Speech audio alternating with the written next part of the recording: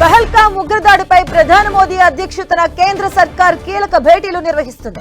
దేశ భద్రతపై అత్యున్నత నిర్ణయాలు తీసుకునే కేబినెట్ కమిటీ ఆన్ సెక్యూరిటీ సమావేశమైంది. పహల్గాం దాడి అనంతరం రెండోసారి భేటీ అయ్యారు.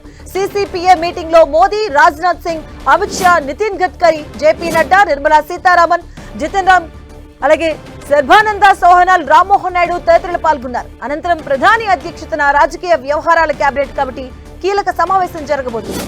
ఆ తర్వాత ఆర్థిక వ్యవహారాల కేబినెట్ కమిటీ సమావేశం నిర్వహిస్తారు. చివరిగా కేంద్ర కేబినెట్ సమావేశం జరగనుంది.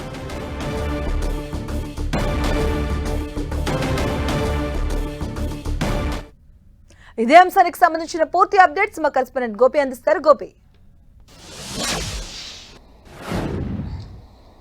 మధు, ఈరోజు ప్రధాని అధ్యక్షతన కీలక సమావేశాలు అయితే జరగనున్నాయని చెప్పుకోవచ్చు. పెహల్గాం దాడి తర్వాత కేంద్ర ప్రభుత్వం తీసుకుంటున్న నిర్ణయాలకు సంబంధించి కావచ్చు, ఇతర అంశాలపైన కూడా కూలంకుషంగా ఈరోజు చర్చించే అవకాశాలు కనపడుతున్నాయి. ఒకవైపు పాక్ను అష్టదిగ్బంధనం చేస్తూనే దాడికి ప్రయత్నం చేయాలా, లేదంటే అంతర్జాతీయంగా పాకిస్తాన్ను తీవ్రవాద సానుకూలతగా ఉన్న దేశంగా ప్రకటించాలన్న దానిపైన కూడా కొంత కసరత్తు చేస్తున్న పరిస్థితి అయితే కనపడుతుంది. ఇందులో సిసిఎస్లో అనేక కీలక అంశాలు, గతంలో కూడా 5 కీలక నిర్ణయాలు తీసుకోవడం జరిగింది. అందులో ప్రధానమైనది పాస్పోర్టు వీసాల రద్దు చేయడం అనేది.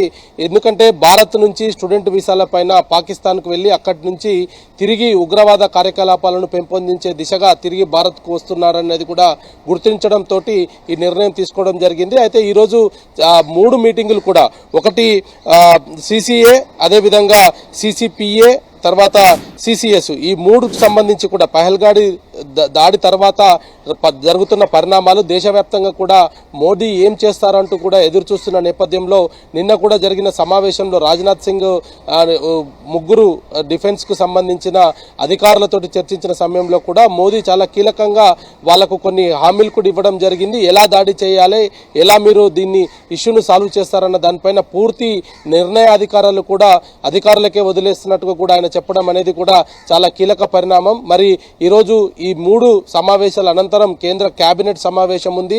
కేంద్ర కేబినెట్ సమావేశాలలో ఈ 3 సమావేశాలలో తీసుకున్న నిర్ణయాలపైన కేబినెట్ ఆమోదించే అవకాశాలు కనపడుతున్నాయి. ఏ నిమిషమైనా దేశంలో యుద్ధం రావచ్చు అన్న కొన్ని సంకేతాలు అయితే వెళ్తున్న నేపథ్యంలో పాకిస్తాన్కు ఇప్పటికే ఎల్ఓసి వెంట పూర్తిగా భయాందోళనలో ఎక్కడికక్కడ సైన్యాన్ని మోహరించిన పరిస్థితి అయితే కనపడుతుంది. అయితే ఉగ్రవాద శిబిరాలనే లక్ష్యంగా చేసుకుని దాడులు అయితే ఉంటాయి అనేది మాత్రం చాలా స్పష్టంగా సంకేతాలు అయితే అందుతున్న పరిస్థితి ఉంది. అది పాక్ ఆక్రమిత కాశ్మీర్ నుంచి మొదలు పెడతారా, లేదంటే పాకిస్తాన్లో ఉన్న ఏదైతే ఉగ్రవాద స్థావరాలపైన దాడి చేస్తారన్న దానిపైన కూడా కొంత చర్చ అయితే జరుగుతున్న పరిస్థితి ఉంది. ఈరోజు 11 గంటలకు, అంటే కొద్దిసేపటి క్రితమే ప్రారంభమైన ఈ యొక్క సమావేశాలకు సంబంధించి ఇటు ఉన్నతాధికారులు, అదేవిధంగా మంత్రులతోటి కూడా చర్చ జరపనున్నారు. అదేవిధంగా ఈ యొక్క ఫైనాన్స్కు సంబంధించిన అంశంలో కూడా నిర్మలా సీతారామన్ తోటి కూడా చర్చించే అవకాశాలు కనపడుతున్నాయి. యుద్ధం అనివార్యమైతే దేశంలో ఉన్న ఆర్థిక పరిస్థితి ఏ విధంగా ఉండబోతుంది, ఆర్థిక భారం ఏ విధంగా పడబోతుంది అన్న దానిపైన కూడా నిర్మలా సీతారామన్ తోటి చర్చించే అవకాశాలు కనపడుతున్నాయి. ఒకవైపు రాజ్నాథ్ సింగ్, అదేవిధంగా హోంశాఖ మంత్రి అంటే ఒకవైపు హైటెన్షన్ నెలకొంది, మరోసారి వరుసగా మీటింగ్స్ జరుగుతున్నాయి, మరోవైపు ఈ రోజు నుంచి చార్ధామ్ యాత్రలు కూడా స్టార్ట్ అవుతున్నాయి. ఈ నేపథ్యంలో కొంత తగ్గే అవకాశాలు కూడా ఉంటాయి. సో ఎలాంటి మెసేజ్ ఇచ్చే అవకాశం ఉంటుంది? ఇప్పటికే కాశ్మీర్ అంతా కూడా ప్రశాంతమైన వాతావరణాన్ని తీసుకువచ్చే దిశగా మిలిటరీ చర్యలు చేపడుతున్న పరిస్థితి అయితే ఒకవైపు మనకు చాలా స్పష్టంగా కనపడుతుంది. అయితే చార్ధామ్ యాత్రకు సంబంధించి కూడా ఈరోజు ఏదైతే యాత్ర ప్రారంభం కానున్న నేపథ్యంలో 3వ తేదీ నుంచి కూడా యాత్రికులు పూర్తి స్థాయిలో చార్ధామ్కు వచ్చే అవకాశాలు ఉన్న నేపథ్యంలో ఆ రూట్స్ ఏదైతే యాత్రికులు వచ్చి వెళ్లే రూట్స్ అంతా కూడా ఎప్పటికప్పుడు పహారా కాసే పరిస్థితులు కనపడుతున్నాయి.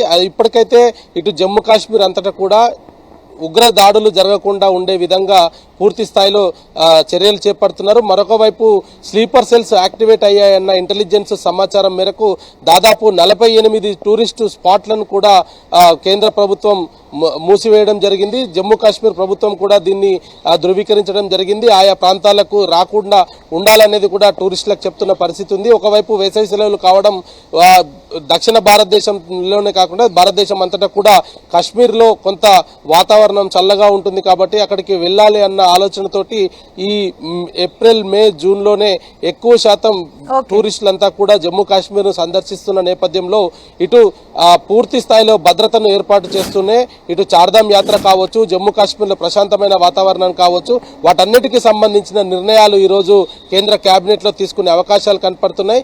ఏదేమైనా ఇప్పటికే ఈ యొక్క కేంద్ర సమావేశాలు అయితే ఇప్పటికే ప్రారంభం అవడం జరిగింది. సిసిఎస్ లో గతంలో తీసుకున్న నిర్ణయాలకు భిన్నంగా ఇంకా ఏదైనా నిర్ణయాలు ఉంటాయనేది మాత్రం ప్రస్తుతానికి వేచి చూడాల్సిన అవసరం అయితే కనపడుతుంది. Madhu. Okay, thank you Gopi.